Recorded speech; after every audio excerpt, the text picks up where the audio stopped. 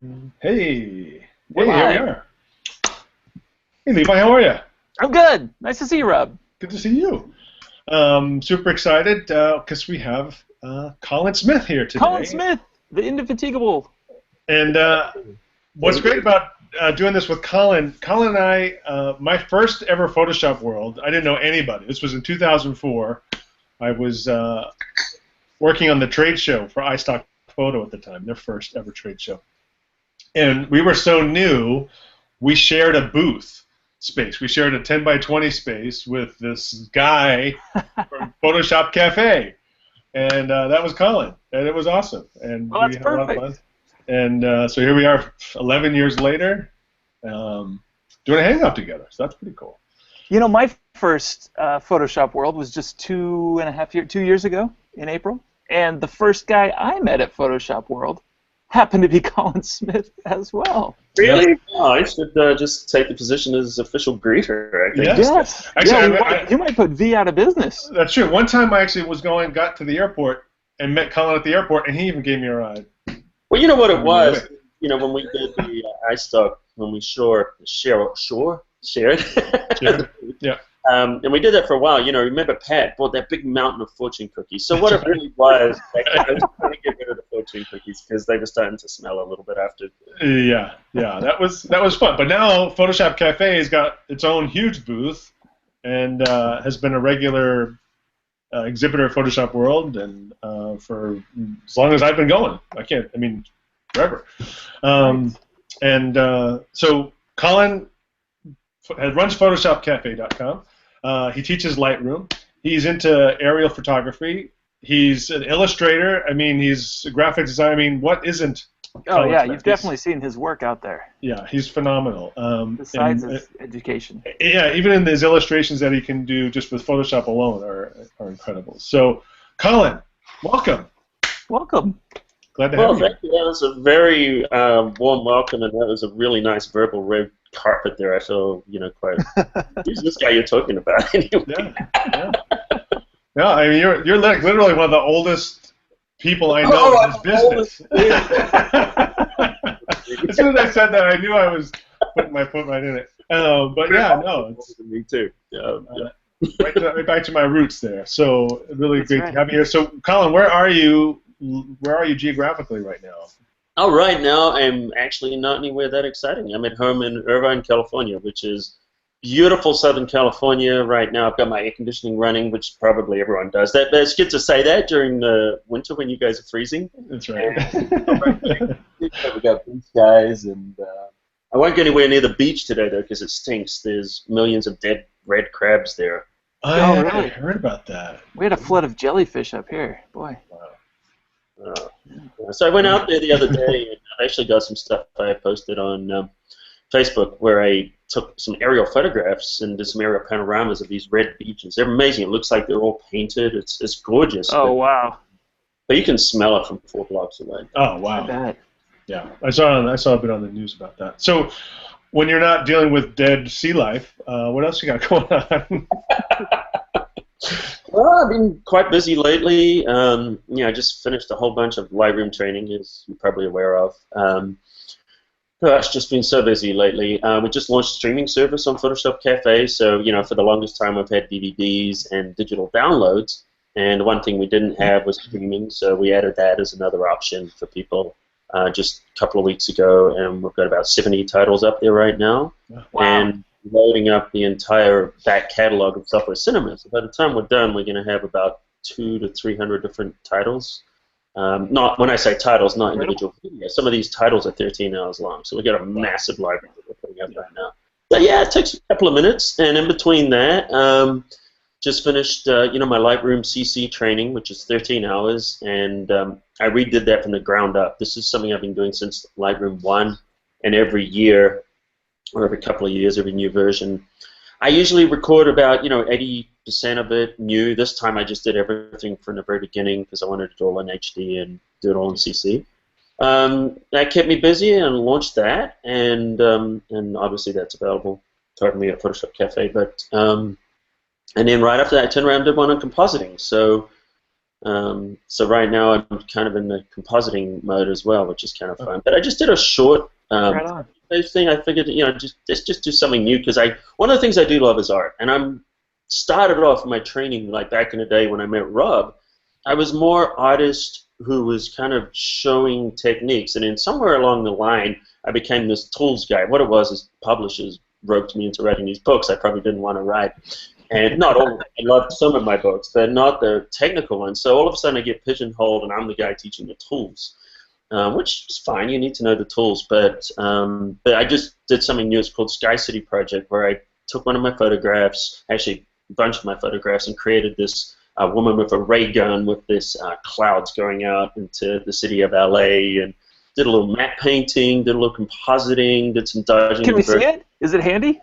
Yeah, I can find it. I'm not sure how. Excellent. It's on the.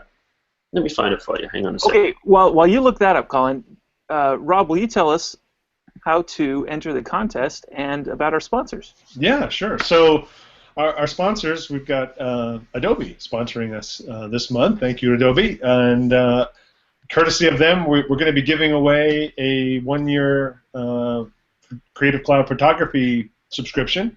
Awesome. Photoshop and Lightroom for a year. And the way to get that is to ask us questions, right? So there's a Q&A little button, and you can ask us questions during the Hangout, and hopefully Lightroom related. Probably get the best answer that way. Yeah, or even a simple comment like, thanks for the tutorial, Collin, just like Diana Boyd did. Yeah. Put you in the contest. We just need to see your name show up there in the Q&A list. And so if you leave a comment, put that on the event page, right? So that's kind of right? I can't check both, Rob. You can't check both? All right, hey, no, put it on I got to have both. Hey, you can just say hello in the comment in the Q&A. Levi does that all by hand. It's a manual process, so keep it simple. And then our other sponsor is Photoshop World, which is very timely. So kind of worked out really great having a little Photoshop World reunion. And that'll be this August in Mandalay Bay.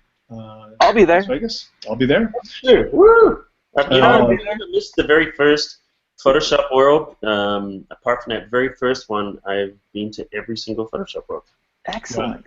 Yeah, I've been to every one since I first met Collin, except for one. So I've been to every one since I first met Collin. So. There you go. That's right. So once you meet Collin, you'll be going forever. That's right. All right. So it's like the 7 degrees of Collin Smith. Well, I do have a bunch of clones running around. It's not really just me. Yeah. Do you want to see the picture? Let me show you the picture. All right. Let me see. Just show you quickly. Hang on. I've got to figure out how to do this. As you can tell, I'm like really amazing here in Google Plus. Hang on. You guys can see my screen. Yes, sir. They're here. Let me hit the F key for full screen. I love to use Photoshop. Oh, yeah. Look at that. There we go. So I show people how to do this, starting with an incredibly crappy picture, actually. All of them are crappy. Some of them are from iPhones and whatnot. The picture of the woman is actually quite decent, but underexposed. But, yeah, so it's a fun little project. Yeah, that's kind of how I remember L.A., too. Oh, actually, that's a clear day. Beautiful women with guns running around, smog rolling up the pier. Yeah. That's was stationed there many years ago in Long Beach. It's pretty cool. Excellent. I was there for almost 2 years, and there was like one day when I went outside of the ship and looked west and went, oh my God, there are mountains there. I had no idea. But they were there, and then you look out, and there's Catalina Islands. Like, oh my God, I can't believe you can see all that when the sky is clear. It's pretty impressive. So excellent. So talking about skies and fog and smog, let's talk about Lightroom. So Lightroom CC came out a couple months ago now. Time is flying by. And then Lightroom CC 2015.1 was just released, and Lightroom 6.1 came out too for perpetual license holders. The big difference here, perpetual. Levi, we lose you. Yeah, froze for a second. I'm here. I'm going to turn down my bandwidth a bit and see if that helps. If you're a perpetual license holder, Lightroom 6.1 has all the bug fixes that all the dot releases have. It has new camera support. It has new lens profiles. Just doesn't have the new dehaze. inside the effects panel. And then, as we'll be seeing once we get going here with some of the local adjustments, there are two little new additions to the local adjustments. There's now the ability to adjust the white point and the black point inside of a local adjustment. Kind of cool. May not happen to use it all the time, but it's kind of nice to have one more. I have a dehaze filter. Check this out. That's the negative dehaze. So that's a demo. So we won't show. I mean, dehaze isn't part of local adjustment, so if you want to show it, it's fine. But it's not really part of our topic today, and we're so strict on sticking to topic, as you can see. So anyone want to jump right in and show one of these things, what we're talking about, to get started? Yes. I think Colin had something to show us right off. All right. I'm going to volunteer Colin. Yeah, well, he's the guest. Put him on the spot. And apparently, Lori wants us to ask Colin to show his kitty Godzilla. Oh, really? Okay. I can do that. That's from Lori Rubin. All right. This is the. That's a great idea, actually. I love my kitty Godzilla. Let me bring that up. Tell you what. Why don't I show you this, and then I'll show you the Godzilla after I've done this. How's that sound? And then you guys remind me. I'm trying to think of a good one here. I've got this one here. This will be a good one. Because this is I'm going to do something really unusual with this. Okay, so we're going to choose a develop module. This is what I shot out in Nelson recently when we did the at NAB. We were doing a drone thing out there, and this is actually just one piece of an HDR, and I just thought it was kind of funny because if I turn down the exposure right to show the vehicle a little bit better, and recover my highlights a little bit, open up my shadows. What's actually kind of funny is this guy's actually too blue. So I just figured I'd be kind of clever and actually lighten this guy, which is something you never do. I just thought, hey, why not? So I'm going to go this way, and we're just going to grab our little gradient here, and let's not lighten it that much. Well, actually lighten it to there. I'm going to bring it up a little bit. Just, just looks a little more realistic. Even though that was shot in camera, it just didn't look real. So what you can do now with these little things, if you go to the edge here, it says brush. And now if I hit the option key, this brings up my brush options. And right now, with the option key, notice I've got that on for eraser. I could play around with different settings there, and I could turn on auto mask if I wanted. But I'm just going to go here and just paint this out. And as I do this, it's taking away that little bit that I did on the gradient there. Cool. Hey, Colin, can you press your O key? O key for the overlay? Yeah. Then you can see. Then you can really see where you're brushing it away. And the other thing, the reason it's not working is because the flow and the density is turned down. So hey, there you go. So I've never made that mistake before. Oh man, that catches everyone. Yeah. Right. So okay, why? Oh, you know what? I've got to make sure the flow and the density is turned down with that on. Okay. This is great. This is not really having much of an effect. You know what? I'm going to make this. You guys can really see it. When it works like that, there we go. And now I can paint it away. Let's see. Okay, I'm doing a really crappy job of this, by the way. It's okay. This is not a good example. You know what? I'm going to use a different example. I've got a much better one. Hang on. Well, I got to tell you, on the Lightroom help desk I do for Kelby One, a week doesn't go by where someone writes in, say, either some variation of, I can't see the pins anymore when I'm using the gradient or the radial filter or the adjustment brush, or they're saying there's this orange reddish blob right over my adjustment and I can't see the image. So all right, this happens all the time. This one will be much better. Okay, so what I'm going to do with this one now is I'm just going to apply my gradient and double click on effect to reset it. And now I'm going to turn it down a little bit. There we go. Get this nice blue sky in there.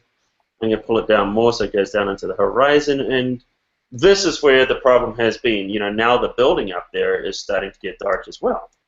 So what we need to do is we need to go down here and grab brush. And now we can use a brush and we can paint it away. So let's make sure it works this time. And there we go. Look at that. It's actually working this time. It's so much better when it works. And now we can take that adjustment away from that area and keep that building nice and bright instead of darkening that as well. And we can do the same thing on the truck. We can go over here and just brighten that up. And then the other thing we do... Colin, I never would have taken that picture. No, But clearly, better photography. clearly, what you have in your brain shows you that you're going to make this into a great picture. You know your tools. You know what you can do afterward, and before you even press the button, you've already got this gradient filter and the brush and everything applied before you even press the shutter button. Well, I have to actually confess something. Sometimes when I take pictures, I'm literally taking pictures that I can use for some of these tools to show. Right. Right. Yeah. So anyway, Okay. I'm going down, and actually, and in all truth, this is actually 1/3 of an HDR, so I actually have the other proper exposures. So this is a great time to turn the flow down. So what I'm going to do now is I'm going to turn the flow way down here, and then by turning the flow down, that enables me to apply this with a lower opacity. And the reason I'm doing that is because even though I'm still in this gradient, I can actually use this very same adjustment here. Whoops, Oops, it popped up to 100 on you for some reason. bring it back down. Okay, let's just do this by hand. I'm using my Wacom tablet right now, and it seems to be getting stuck or something. I don't know. There we go. And now I can paint here just a small amount, and I'm going to grab my Wacom tablet again. And you can actually begin to just paint this in different passes. You see how it's just slowly building up? Maybe I'll do a little more. I'm a very subtle worker, and I think when I'm demonstrating, I'll get a little heavier-handed than I really do. Yeah, yeah, you kind of have to. Sometimes it's hard to. These Google Hangouts are great, but you can't really see the level of detail that if you were sitting in front of it. With this, I'm going to take it all the way up to 40%. Normally, I'll do it like 10% increments. Yeah. And here we go. Now it's starting to come. Wow, that Hangout thing really slows down the performance, doesn't it? Yeah, it sure does. Yeah. All right, so here we go. It's all coming now. So I'm just going to paint out the bottom part here. And notice on the same adjustment, I'm able to create this whole dodging and burning effect now. Yeah. And, without having to go in and choose a different tool. This is all within the same one. Yeah, So, having the brush part of those filters is just incredibly useful. yeah. So let's have a look. There's the overlay, so you can see I've been painting it all over. And let me show you the before and after. So there's the before and there's the after. So you can see that just all using one tool. Yeah. Who needs HDR? You got all that data in there. What's that? I said, who needs HDR when you have all that data in there? Yeah, I mean, it is HDR. You're creating high dynamic range. Well, I mean, in a way, yeah. The other thing you could do too, which is kind of fun, which is to just apply a gradient this way. I'll show you this. This is kind of fun. I like doing this kind of thing. So you go like this, right? You make it super dark, and it looks, not great right now because it's super, super dark. But then when I grab the brush here and I change the options, I kind of like this. It's fun. I hold down the Option key. I mean, I could just click on the erase, but okay, well, I could. Why don't I? And then you can go here, and you can make a nice big brush and drop the flow down a little bit. You can literally just paint in where you want the light to just kind of hit it here, so you can create this little area of artificial light there, kind of thing, Yeah. Do that. So Elena says, does this mean that Lightroom is getting closer to Photoshop? Are these two converging? Are we going to be Photoshop free? No. I think for straight photographers who are purists, well, actually not really, but sort of. I think Lightroom, a lot of photographers are just using Lightroom. Just pure photographers who work on flattened images and want to do beautiful dodging and burning and stuff like that. It's really incredible what you can do. But if you want to do compositing, you need Photoshop. And, you can't do things like that, what I just showed there with that Sky City project. You can't do that. Right. Right. And I'm going to show you right now. You can't really composite. I'm going to show you my Killer Kitty. You can't do these kind of things with Lightroom. However, while you show us that real quick, David says, I see 3 faint white lines when Collin is in Lightroom, and that's not from the video. That's the gradient tool. So if you press M when you're in Lightroom, you'll get this gradient tool, and it draws an adjustment down across your image. You got to play with this, David. It's really cool. And then in the Lightroom CC feature, the brush is actually part of the gradient filter and the radial filter. So Collin's doing both, applying the graduated filter, and he's brushing at the same time. Okay, so this is my killer kitten. Kittenzilla. This is actually how the world is going to end. So New York is being aliens to invade. It's not. It's a kitten that's been feeding from all the Hudson River. That's how it's going to. All right, so back to you guys. That's true. Excellent. So, thank you, Colin. Hopefully that answered David's question too. David, if it didn't, chime right in. And hi, Tess. I saw you say hi before. James Kohler is asking about, he likes the recent update, but wish they could add some way to do layers, especially with presets. Can I show you something about layers? Something that's really cool in the last couple versions of Lightroom? Ever since Lightroom 4, I believe. Oh, let me show you my screen. Because while we don't have layers, but we can stack up the adjustments with just a little bit of thinking, it does a lot of what layers does for you. Do you guys ever stack the adjustments up? Well, define what you mean when you say that. Well, so like I'll get my radial tool with Shift M, and let's say I want to put my spotlight here on this arch, and I could use this to make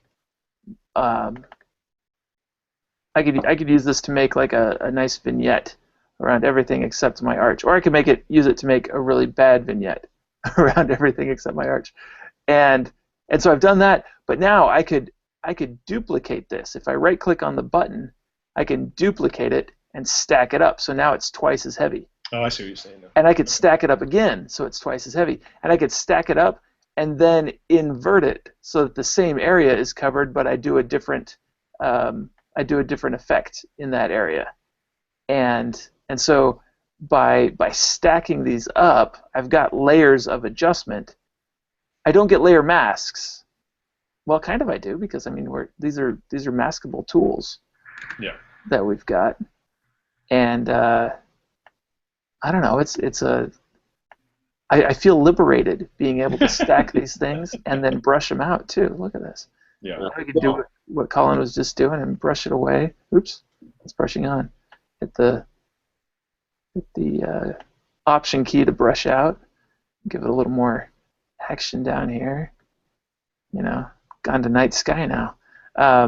So I feel like I get a lot of layer power in Lightroom.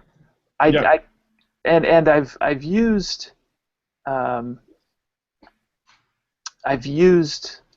Photoshop a lot with layers, and I've used other plugins with layers that work with Lightroom, and they never quite work as well as Photoshop. Mm-hmm. So I kind of don't want layers in Photoshop. I kind of want to leave it to my in Lightroom. I kind of want to leave it to my Photoshop. What do you guys think about that? Yeah, well, Lightroom, have to always remember that Lightroom was originally designed as a workflow tool for photographers with a raw workflow in mind. And in the beginning, there was no PNG file, and I think they probably fought about whether or not to even include PSD. Mm-hmm. And it was all about getting raw files, and then they went, oh, okay, we have to bring the JPEGs into, and then they, it's a TIFF, and okay, now PSD, oh, now PNG.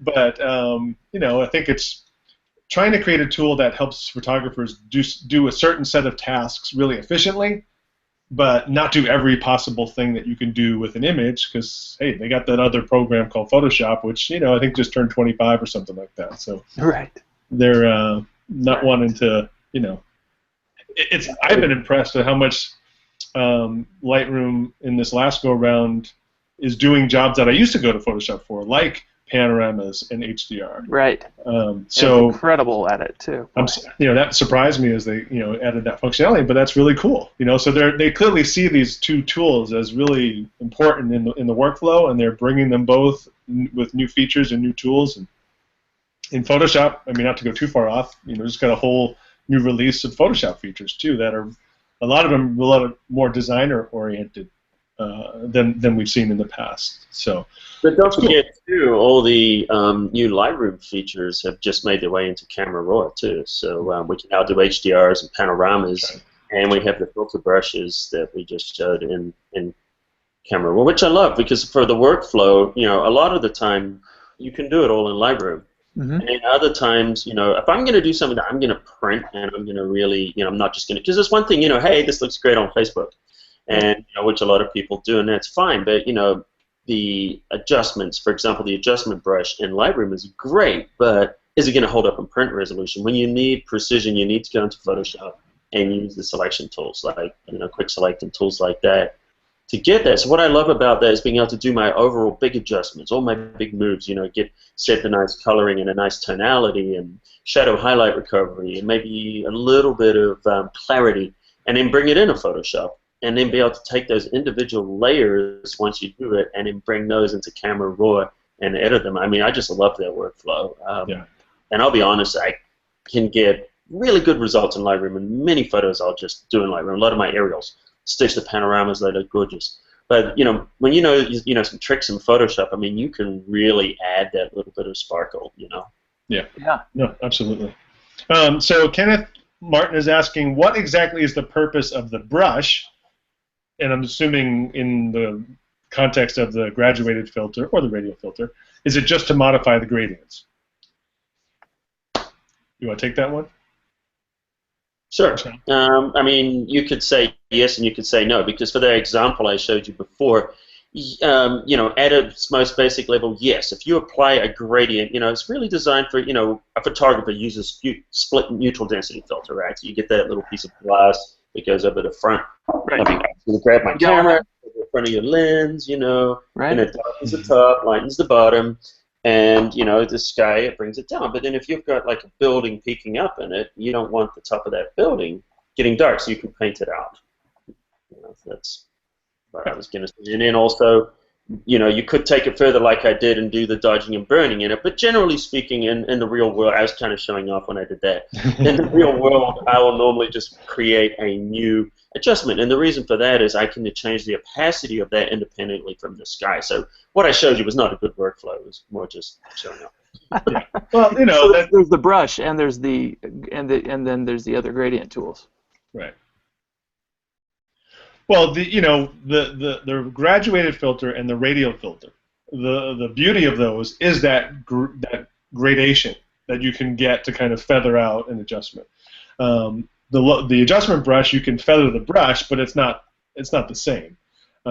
So the real benefit of having the brushes, I think, originally, especially something like the classic use of the graduated filter, like Collin was showing, is you want to darken the sky down, but there's a building jutting up, so you can now erase that darkening part over the building. That's like the simple, most common use for that. But can you do more? Sure, you can absolutely do more, and it lends itself to some experimentation, see what you can pull out of that. So. Yeah. Can I show you a radial filter again? Yeah. All right. So here's something I do with the radial filter frequently. What I frequently use the functions of the filter to facilitate my photographs with. I could get one more F in there. Yeah. So here's a portrait of my buddy Jesse, and this side. Hey, we're not seeing it. Oh, you're we're seeing your lovely face. Oh, entire screen. No, you can do animations in. There we go. Hey, there we go. So here's Jesse, and this side of his face is maybe just a bit dark. I could try the. Quick, screen capture. It always does that. Always fails. I could try the adjustment brush over here, but I'd end up with lines. So I'm just going to draw a big filter, a big radial filter over his face, and then just raise the shadows a touch. And like it does a really nice blended job. It's such a great tool to have in here. And something you just did, something that Collin did too, that I think is just a lot of people miss, is that when you first open one of these tools up, it's a really good habit to go right up to the effect label up at the top and double click it to reset it. Right. And I think you just kind of did that out of habit. Collin said he was doing it, but let me show you what that means. You can always change your settings later, but like if I create a new filter, it keeps the settings that I was on before I drew a filter, and so I had used a preset over here before, and it's starting with those settings, and I can double click the word effect to reset those, or if I before I draw, if I double click and set it to 0, then when I start drawing, when I start applying the filter, then everything is zeroed out. Yeah, I just like to start that way too. Yeah. Because it's non-destructive and you can change it at any point. It's not like make or break kind of thing. But right. And check this out. With the update the other day, we got whites and blacks sliders in here too. Yeah. And that's pretty cool. That's cool. going to give me some excellent options. Now that Lightroom 6 didn't get whites and blacks, did they? Yeah. So 6.1, kind of just like in the Lightroom 5 cycle. Lightroom 5.1, it's kind of confusing, but I've seen this question come up a lot. So Adobe is limited in when they can release new features in the product. And they have, I think, within the first quarter after a new product's released, if there's an update, they can kind of include a new feature. But once they're past that quarter, they can't in a perpetual licensed product. The subscription product, because people are paying every month, doesn't fall into that same rule, I guess. So yeah. So all through the Lightroom 5 cycle, I believe Lightroom 5.1 got something new, but it was because that update came out in the right window of time. There was no other new features that were added during the Lightroom 5 cycle, but in parallel, Photoshop CC did get some new features in Camera Raw, which is the features we're showing right now, which is the brushable, editable, graduated and radial filter. But Lightroom 5 did not get those. So if you were a CC subscriber and you had Lightroom 5, you still didn't get those in Lightroom 5. Right. So this is the first time since this whole CC model has existed that we now have a version of Lightroom that is really just CC or in the cloud or whatever you want to call it. But because there's been, I guess, enough demand for it or whatever the reasoning behind it, Adobe is still offering Lightroom as a perpetual licensed product. You can't get Photoshop that way. You can only get Photoshop through the cloud. But because of those limitations around the accounting laws or whatever it is that I don't know anything about, they can't add new features. So some people are really upset about that, but really there's no difference there than we had in the last cycle. It's just they have to kind of play by those rules. So, is it an incentive to go for the cloud? Maybe, but it's also just that's kind of the way it is. There's certain limitations they've got to play within. So, hope that helps to clear things up. You can still buy Lightroom 6 perpetually. Not Lightroom 6. I mean, Photoshop CS6 is still available as perpetual. Right. Yeah. If you want a 2-year-old software. You've got to get your mining helmet on, and you've got to really dig deep to find it. I mean, it's out there. You want to spend, $700, $1,000, whatever it is, to buy 4-year-old software, or would you rather spend $100 a year? I mean, that's going to take 6 years, 7 years before you break even at that point. Yeah, and so you got to weigh it all out. It's nice to have options, but there's pros and cons to every choice, right? So you got to figure out which one makes best for you, and you can't have it all, unfortunately. Right. All right, so back on topic. How about I show a little something with the adjustment brush that's new in Lightroom CC and Lightroom 6. And Lightroom. So wait, Rob, you didn't quite answer my question. Did Lightroom 6 get the dehaze filter? They didn't, because they didn't get 6.1 within the quarter. Has it been too long? Exactly. So 6.1 didn't come out within the time frame for them to add new features. Rats. So 6.1 did get new camera support and did get new lens profiles and did get the bug fixes. So everything was the same between the two versions. And that's the difference between an update, which is those things, and an upgrade, which is new tools. Well, except Lightroom CC 2015.1, it's a mouthful, got these two new things, the dehaze and the right, so those are upgrades that we get because we have CC. So that makes it a good thing. I think you're going down a semantic road there that I don't think is going to help you. I guess so. Yeah, it doesn't matter. Shut up, Levi. So let me show you a little one kind of cool thing with the adjustment brush. And it's especially helpful when you have a a photo of the similar subject, but maybe where things are different, or where the subject moved, or where the camera moved. And maybe this isn't the best example of how you would use this, but it'll work. So hopefully you'll bear with me. So I have these 3 photos selected down here in the film strip, and I grab my adjustment brush, and what I'm going to do is I'm going to turn on auto sync down here next to the sync button. If I just click this little light switch, now I've got auto sync turned on, and I'll do I don't know, something kind of obvious so we can see it here. I'm turning off auto mask because all I'm going to do is say maybe I wanted to apply an adjustment just to the jockey here. And this was such a horrible day.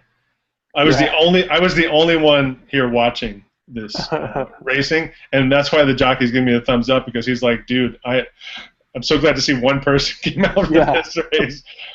So I'm just applying an adjustment to this person here, but because I have auto sync turned on, I could have synced this just using the sync button too. But there's the adjustment got applied on this image too. Right. But as you can see, it's not in the same place, right? Because obviously he's moving. So what you can do now is click on the pin and drag the adjustment. This is huge. Super cool. All right, now, so I just did that, but I should have turned off autosync before I did that, because guess what? I just moved all I just synced that back over here. So when you make that first adjustment, make sure you turn off autosync. That's why maybe the sync button is better. And then I'll move it right back. So that's what I wanted to show you, is that you can now move those pins around. So maybe if when you're shooting a portrait session where you've got somebody and they're staying the same distance, but maybe they're moving a little bit to the left or right, you can now very easily move those adjustments over. And then obviously you might need to refine it, because not only was he moving, but he was getting closer, to me, so the distance was changing as well. So the size of this might be different on each one. But it's kind of a cool little feature that I think is pretty handy. And probably you could say it should have been there for a while, but hey, it's here now, so we can make use of it. Hey, Rob, where can we go to learn about, if there happened to be a conference or something, to go and learn about all kinds of Adobe projects coming up? Yeah, we've got Photoshop World coming up in like 2 months or less than 2 months. Yeah, a month and a half. Boy. And there's a whole Lightroom track where you can just take Lightroom classes every day. I think there's even a Lightroom class that starts the day before we used to call them pre-conference classes, but now they're called something else. But there's a whole Photoshop and Lightroom help desk, which I help out at, so you can get your questions answered that way too. All your Lightroom questions, anyway. You have to find me usually, but happy to do that. But yeah, there's tons of stuff, and then there's the whole expo floor, and where there's training going on down there in the Peachbit booth, and then Kelby One has a booth down there as well, doing live training, and then a lot of the vendors do training as well. Collin, do you guys do training in your booth? We have. We don't really do it too much now, just because there's so much going on. It's a lot, yeah. But you're teaching as well, Collin. Actually, we were trying to avoid that because I was teaching until this morning. I was helping Russell Brown doing the aerial drone thing. We were doing a pre-con, and unfortunately the Mandalay Bay has decided to ban drones. So I just found out this morning that It's a big bomb. Well, sorry about that. Thank you, Collin. Yeah. I don't know if it had anything to do with the last time when they walked in and there was drones going up the walls and hitting stuff. I don't know. Maybe that had something to do with it. I don't know. Wow. Well, Maybe. I'm excited that Collin's going to be there, because you guys should go to Photoshop World and be sure to meet Collin, and all your wireless dreams will come true. Yeah. And the other cool booth there too on the show floor. The Photoshop Cafe booth will be there, and I'll be in there, and I'll probably be doing some demos for some other vendors on the show floor as well. I usually end up doing stuff for Wacom or whoever. Yeah, you do some great stuff for Wacom. Their booth's always worth checking out. There's always cool stuff happening there. And yeah, then Nuke's Antique, have you seen it? I have not seen it. The world's largest iPhone. I know it's off topic, but it's okay. It's huge. Beautiful. Yeah. And then Adobe always has a presence there too. So you can actually go and ask questions right from the Adobe product managers are there. They usually have some engineers there. They have some help people there. And without Adobe, it would just be World, and it would be pretty long. and and a lot of their folks teach some of the classes too. So it's great to go just for that. And you can go into the expo floor for free.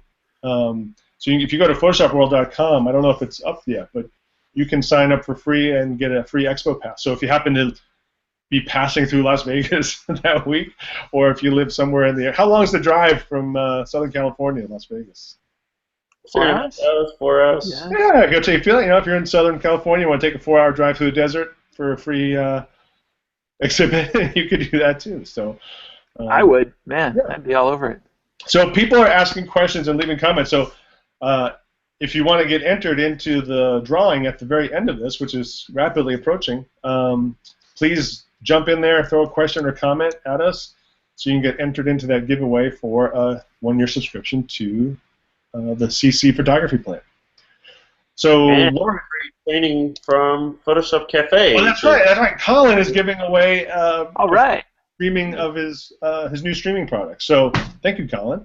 Yeah, so there'll be a copy of Lightroom CC for digital photographers, 13 hours A to Z on Lightroom, so pretty much doesn't leave too many stones unturned, and we'll give one of those away for free. It's worth $100.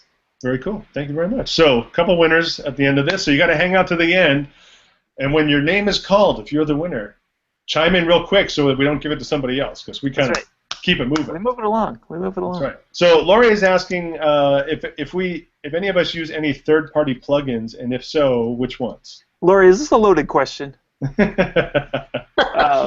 I use HDR Soft for some of my HDRs, and I also use On One software, and I use Nik software, and I use MacFun software as well. Yeah, I kind of use those as well. Different. Pretty similar. I use MacFun. I like Intensify Pro for my aerials because it brings out the detail really nicely. I use HDR Soft Photomatics for my HDR. I use the Nik plugins, and to be honest, I haven't tried the On One. Don't shoot me. No, you got to give it a try. Their selection tool is remarkable. And I started off on Alien Skin. Oh, yeah. Way back in the day, Black Box and all that stuff. They got some good stuff too. No, very cool. Excellent. All right, so take another question. Diana is asking, another new feature I'm interested in is painting spot removal. So I guess... That's a local adjustment. Let's do it. Yeah. There's nothing super new in CC on that. I think it was Lightroom 5 that we got the ability to go more than just a circle, and you can do a lot more erasing. Right. And you can shift-click to get rid of power lines. Yes, that's cool. That's powerful. Oh, and finally, in Lightroom 5 also, we got shift-clicking for the brushes makes a straight line. That's right. Yes. Which it was never in there, even though every one of Kelby's books said it was. Well, it was like something that should be in there. It was like so obvious it should be in there that you just say that it's there, but it's not there. Yeah. Is that a subliminal feature request? That's right. That's right. Sometimes that's what it takes, but obviously it worked, right? Activity, that is not there. That should be there. I use a Wacom, as probably every retoucher in the world does, and I wish that those adjustment brushes, that the flow was pressure sensitive. That would be just Wouldn't that be amazing? Yeah. Now, doesn't it seem like you could just copy and paste from Photoshop and put it in the Lightroom stuff? There's supposed to be some kind of pressure sensitivity there, but I can't really see it. That's a rumor. It doesn't.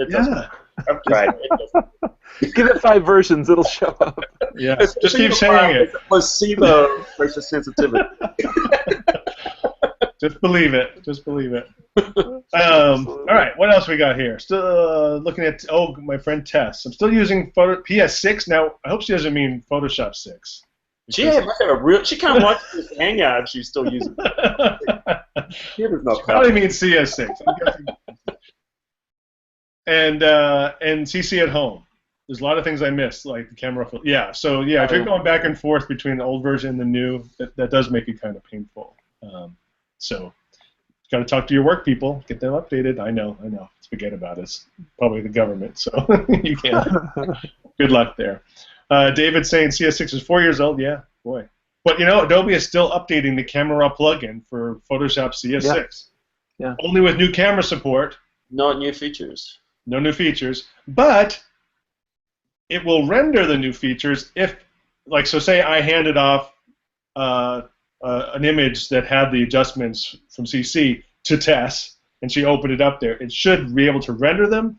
She just won't see the controls to make any adjustments or remove them. But I haven't tried that because I. Are you sure? Because I only if you bake everything in, right? If you send it off to Photoshop as a applying the Lightroom adjustment. I think I'll have to test this now, and I'll see if I can be proven right. But my understanding is that test it right now. All right, good. You test it. So just do something like dehaze, or do something like a local adjustment, whites. Or, I don't know, something that is definitely not in. Let me see if I have an old version of Photoshop on here first. Yeah, you would need, not only would you need Photoshop CS6, but you need to have it updated to the latest version of Camera Raw for CS6. Well, let me so while you do that, let's take some more questions. So, have you found the dehazing to be useful? Is it really that different from clarity? It's completely different. It's got a color tone to it as well. I haven't played with it a lot, but it's markedly different. Yeah, it is different. I mean, I think the math behind it is different. I don't think they would put in a feature just with a different label that did the same thing. So I think there's some different math that's going on behind the scenes. To be honest, I've only just been playing around with it a little bit myself, so I haven't used it on a whole lot of different images yet. But it's definitely. I don't have CS6 on my. All right. Well, I'll do it offline. See if we can't prove that to be true. So if you are, I mean, it would be an edge case where you were getting a raw file with settings from someone with a newer version, and you had the older version, and you just needed to have it rendered. But I think it's true. Hey, since nobody can prove it, I'm going to say it's true. Elena is saying, I read there's a merging tool that makes HDR easier. Curious about the whole HDR cause. Most of the time I see it looks kind of awful and still is pretty famous. And that kind of sums up the whole HDR conversation right there. I'm going to write an article. I'm going to call it I Hate Black and White, Oil Paintings, and Other Media. I mean, it's just a media. We can have bad photographs with any tools. Well, just because HDR doesn't make it doesn't make it bad. I've been doing HDR for 10 years probably now, and I remember I first did HDR training in CS3, and people used to come up to me, and back then people were already getting sick of it. If that tells you anything, right. And saying, is HDR going away? This is just a fad. I'm like, well, no, dynamic range is not a fad. It's actually quite useful. If it wasn't for dynamic range, every photo would be pure black or pure white, wouldn't it? So all HDR is extending the dynamic range and showing more detail in the shadows and more detail in the highlights. I'm sorry, I'm a bit of an activist on this. Right. Oh yeah, that's right. Pull your soapbox out. And they don't understand what they're saying. What they're saying is they saw somebody do, to quote somebody, I won't say who, they saw someone overdo it and it looked like clown vomit. Now, just because you have the tools doesn't mean you need to make it look that way. Sure. You can take a little bit of dynamic range and show a little detail in the shadows and the highlights. And in fact, Lightroom, I think, does a really nice job of that. And it's very subtle. In fact, I like the subtlety that you can get from it, which makes it look very natural. Now, the deghosting doesn't work that well. I'll admit that. Just kind of blurs out areas sometimes, but you can get a very beautiful looking landscape out of it. And it's still pretty new. They've got lots of room to grow that. But you don't have to open up every shadow and show every highlight to create a nice HDR. In fact, you should have a little body in the blacks, a little mystery in there, because you open everything up, and where's the imagination? It's not photography anymore, is it? You know, because really, what it's about, one of the things I love about photography and the photos I love is old photos, because you can't quite make things out. So your imagination fills in the gaps. And I think now that we have the tools to show every little thing, it's more like science. You know, we don't want to make it look like we're in a sterile environment. Why not plug up those shadows a little bit on purpose and add a little mystery to the photos? You know, because that adds to the storytelling. You know, it becomes so sterile sometimes that I feel like this, you know, like Ansel Adams said, you know, the famous saying of him, you know, you're a very sharp photograph of a fuzzy concept. And it seems to be so prevalent now because the tools make it so easy to make a perfect photograph. You can open up every shadow and reveal every highlight, but is that adding to the mood? Is that adding to the storytelling? And I think with Lightroom, Photoshop, all these things, first and foremost, it has to be about the storytelling. It has to be about the art.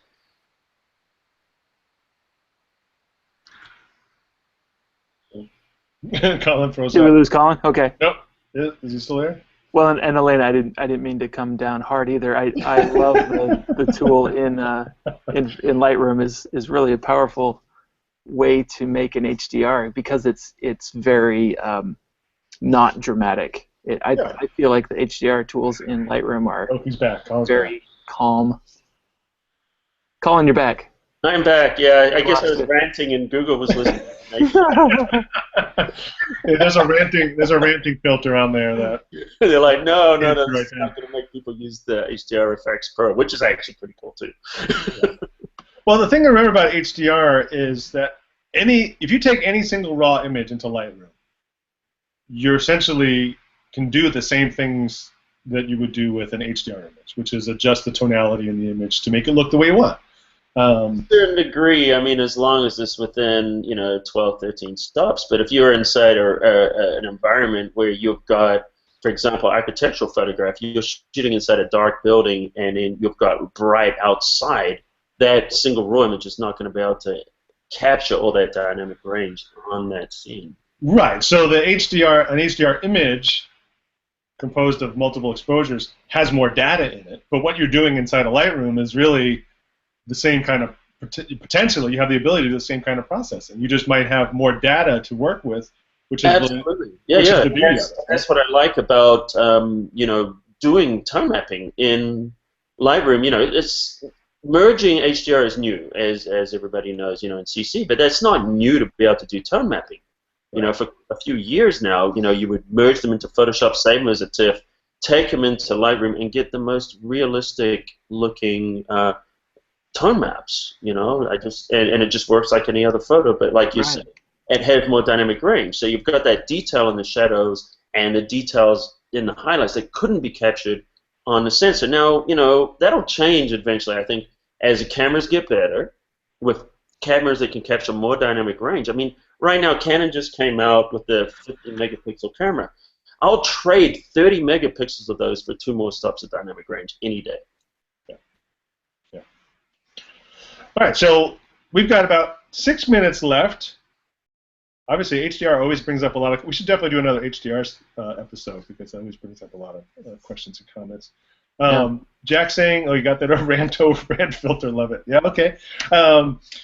Jack saying, "Huge amount of data in Lightroom or Camera Raw HDR merge. You need to be much more careful and subtle." Yeah, that's definitely true.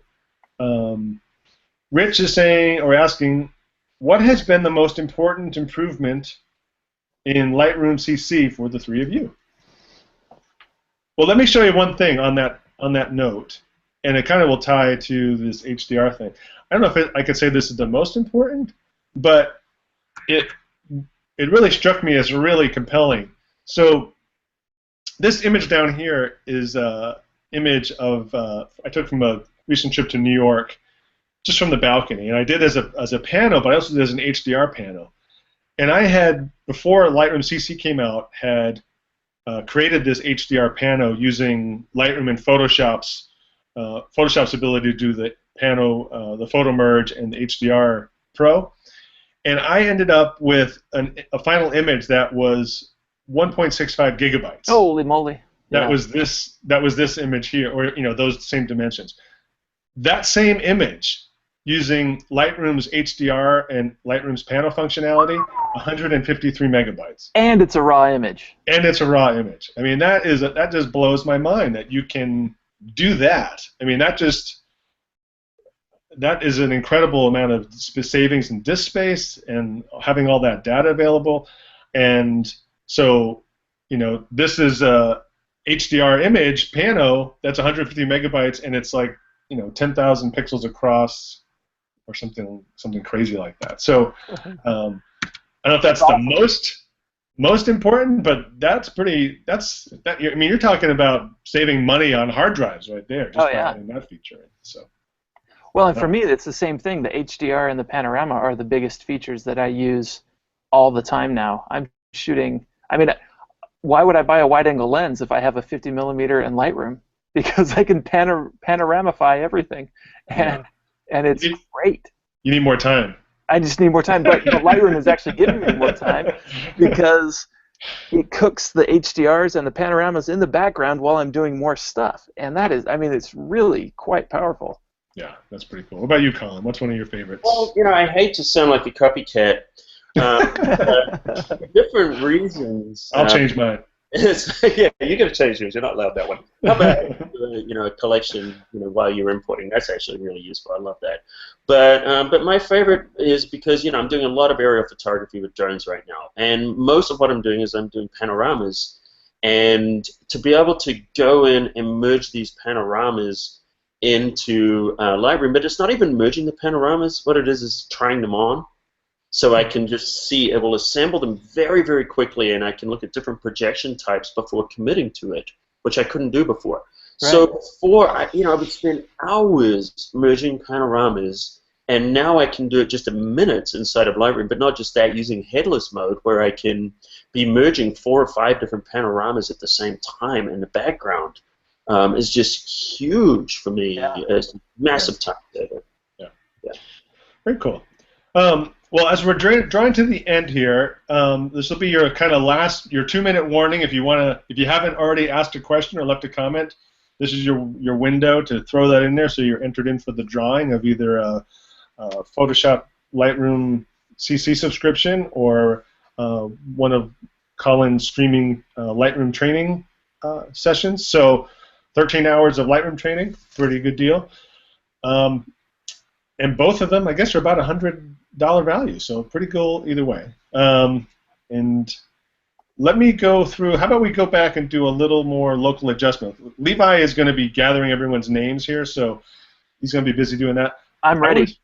You're already ready? I'm ready. But go ahead. Show us what you got, Rob. All right. So there's one little thing. This isn't necessarily a new thing. So this is something that anyone, even with Lightroom 5, could do. But it's a local adjustment, and it's not necessarily very intuitive, which is how you can go to the Develop module and hit the adjustment brush. And so one of the things you can do with the adjustment brush that doesn't get used a lot, at least I don't use it a lot. Oh, I was going to ask you what you do with colors, yeah. Is adding in color. And so what I like to do is, as we said, is reset it. You don't have to, but I kind of like starting that way. And the other thing I like to do is starting with the mask overlay turned on. So that check there is the same thing as pressing the O key. The O key just toggles that check box on and off. All right. And in this one, I'm going to turn auto mask on because there's a really high contrast. And what I want to do is color this umbrella. And so I'm just going to paint over the umbrella. And the downside of doing auto mask while you're doing a Hangout is that it really slows things down. Let me make my brush a little bigger, make this go a lot faster. And so all I want to do is just completely fill in this umbrella with my adjustment. So by having the overlay turned on, all that's doing is telling me that's not the color I'm adding, in case you're wondering, but it just tells me that's the area that'll be affected. And now I'll press the O key just to turn that off. Right? And then once I do that, I usually set the edit pin to auto, and that way when I move my cursor off, I don't see the pin anymore. And that just, takes one distraction away. And so now if I want to add a color in, I can click this color swatch, and I can just click in here and choose a color. All right? And that's sometimes fine if you know the color you want to use. But if you click in here and drag outside of the color swatch. Oops. It's really press not, shift, right? No, you just click and drag out. Oh, there it goes. But my computer's working really hard. So if I wanted to, say, sample the color from the flowers here, there's nice looping in the front. Right? That's really cool. I can do that, and then what I'll have to do is I can increase the saturation here. Right? And so maybe that's the color I want. But now if I really want to bring it in, I can take away any color that's in there before. Sometimes if you have a colored object, you want to decrease saturation. This was already pretty white. But if I make it darker, we'll start to see that color really come in. And so now I've just been able to bring in some color right from the scene, just using the adjustment brush. In a, that's a little heavy-handed, just so you can see it. But I can tone down that saturation a little bit more now, and just have it a little bit of a tint of color where there wasn't any before. So really nice. That's a great way to help people's clothes match better in a portrait, or tone down somebody's hot green shorts, or. Yeah, so I mean, if I wanted to, here's an adjustment here I have on this one already, but maybe if you want to shift an existing color, you definitely need to take down the saturation first. Right. So that one, let's see what that's doing. That's more of a opening up the shadows bit there. So if I hit the Enter key and make a new one, and we'll bring this down, and let's make sure I'm painting in there nicely. The one thing, even though we don't have pressure sensitivity with the tablet, I do find it a heck of a lot easier to do any kind of brushing task using the tablet than using my trackpad or a mouse. So even though we don't have pressure sensitivity, it's still pretty handy. Yeah, so now if I mentioning on this too, and maybe you can show this when you're finished, is just talking about the whole adjustment, localized adjustments, is that once they're applied, when you go and do a global adjustment, that also includes them. So if you do a split tone or you add a color cast on purpose, everything moves with it, including your local adjustments. Yeah, so there, I just shifted the color to green. And so the key to doing that would be to take the saturation down, so you take away the original color, because you're not really painting like a bucket of paint. You're really just mixing colors. You're tinting it a little bit. So you've got to take away that other existing color, and that way you have the texture, and do that. So, all right, so Collin, I'm sorry, I was too busy looking at that to fully take in what you were telling me. So. Yeah, just saying that once you apply that, once you click on the brush tool again to turn it off, and I'll go back to the basic, just move some things around and just show them how that adjustment will just adjust with everything, so it doesn't stay separate, which is kind of nice, Yeah, it's really, really powerful. So, doing something like that, I would have had to go to Photoshop. Could I have done a better job at Photoshop? Yeah, sure, because Photoshop selection tools in Photoshop are much, much more sophisticated. And then being able to use layers and layer masks, you have a lot more tools to work with. But for a quick work with a raw image, that's pretty cool. So, all right, Levi. So Lee says, how do you select a specific color to paint on an area with the adjustment brush? All right. Well, let me go back. So paint on an area. If I wanted to select a specific color, so we'll go back. I'm hitting the K key to bring back the adjustment brush tool set here, and I'll click on the hat again, since that had a color in it. If I wanted to pick a specific color, like if I knew the color, well, you have your HSL values here. So could I maybe, if I knew what those were, dial it in? But where you're kind of mixing, I mean, this is where you would want to go to Photoshop. If you had to really dial into a specific color that you needed to have, that's a job for Photoshop. I think here what you're doing is really kind of pushing colors to in a certain direction, but you're not going to have the same level of precision as you would have in Photoshop, if that's what you're asking. I'm not sure if I'm interpreting that question right. Right. In Lightroom, you have the color swatch, right? And what's cool about this, too, is let's say I was working with, let's just get out of this for a second so we can see this. Say this was a black and white image. And no, I'm not going to do selective color, but if you wanted to select a color from inside this image, what you could do If I did a split here, and I go back to my adjustment brush, Oh. you can come in here and sample the color from the color side. Oh. If you needed to. And then turn off your before and after, and then the color's loaded up. So that's another way to kind of select a color if a color isn't there inside the image. Now, maybe you could even do it, if you had another color in an image down here. I've not tried that before, but it seems to just sample from wherever you drag the cursor around. So. Oh, good. And Lee just said in that we already answered the question right after she typed it. So good. Beautiful. All right, so. Yeah. Boy, we just went past the time, and people are ready to go. So, you got a winner? I got a winner. Let me actually more people weighed in, so I'm gonna add another few people in here. Sorry, Jack. Hang on, Jack. We're trying. That's right. Sorry, Jack. We get so carried away. Winner number 1 is 1, 2, 3, 4, 5, 6, 7. Jack Larson. Hey, all right. I hope Jack didn't go. He needed to leave. All right, so Jack, if you're still here, chime in. Let us know you're here. And do you want to pick the second winner? Winner number 2 is Teresa Kaufman. Tess. Woohoo! All right, Tess. All right, so Tess or Jack, if you're still here, chime in. And Levi will contact you. No, you'll contact me. Oh, you'll contact Levi. Okay. I don't think I have a way to contact you. How will they contact you, Levi? They can email me at levi@photofocus.com. All right. Are you guys in? Are you here? Jack, are you still there? Jack? Or Tess. Or Tess?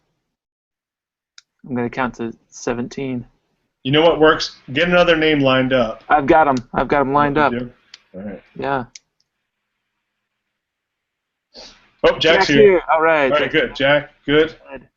Is Tess still around? Come on, Tess. And in the meantime, thanks again to Photoshop World and also Adobe for bringing this podcast to you guys. Yeah. We're glad to have them as partners. We use their products and they're learning, and we love it. Yeah, absolutely. And big thanks to Collin. Hey, Collin. So as we're closing up here, where can people find you and find out what you're up to? Oh yeah. Well, thanks for having me. It's been an honor to be on here with you guys and hang out with you guys again in a virtual environment. And you can check out all my stuff at photoshopcafe.com. And I have actually a little Lightroom learning center there, which is photoshopcafe.com/LightroomCC, where I've got just some little free tutorials on the new features and a little video on there. Also, you can find me on Facebook, Twitter, Google+, and YouTube at Photoshop Cafe. We actually have a pretty vibrant YouTube channel too. Probably worth mentioning.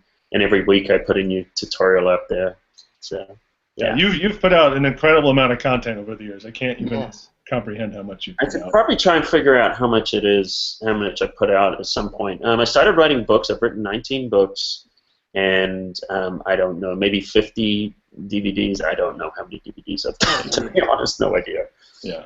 Books take a lot longer. If I'd done 50 books, I'd be much older than I am. Well, thanks so much for coming on today, Collin. It was great to have you, and I look forward to seeing you in a couple weeks, or a few weeks. Anyway. Yeah, we're going to see you at Photoshop World. It's going to be a blast. Can't wait to see you guys again. So it's fun. Maybe Levi will, I think last time it was at Photoshop World, but we downstairs, like in the toilets or something, doing an interview. Yes. Good interview, too. Boy. Levi did an amazing job of cleaning up the slamming doors and everything. I think we were sitting on the floor outside the kitchen recording a podcast. It was a good podcast, though. It was good. It was. It was my first podcast ever. All right. Well, thanks to everyone for sticking in here and hanging out with us today, and we'll see you next month. Yeah, Jack and Tess, we got you. Wait, Rob, where do we find you? Oh, Photo Focus, the best place to find me. Some tutorials up there. Come back here next month as well. See me at Photoshop World. I'm going to be leading a photo walk, I think. Okay. In August. In August. Las Vegas. In Las Vegas. Nice. Excellent. Huh? I'll be there. Yeah, I just released a Lightroom training with peachbit.com. If you go over to peachbit.com, there's a Lightroom video training there, and then no books for me this cycle, which is kind of nice. Take a switch over to doing video. Nothing wrong with that. Yeah. Yeah. Take a page out of Colin's book there. So, yeah, so very good. And what about you, Levi? Where can we find you? I'm also at photofocus.com. I'm at PhotoLevi on Instagram and Twitter. And this week I will be in Chicago teaching at the Out of Chicago conference. So if you're in the area, you ought to come down. It is one of the very coolest conferences I've ever been to. So Cool. We'll have a great time with that. love to see you wherever we see you. Photoshop World will definitely be there.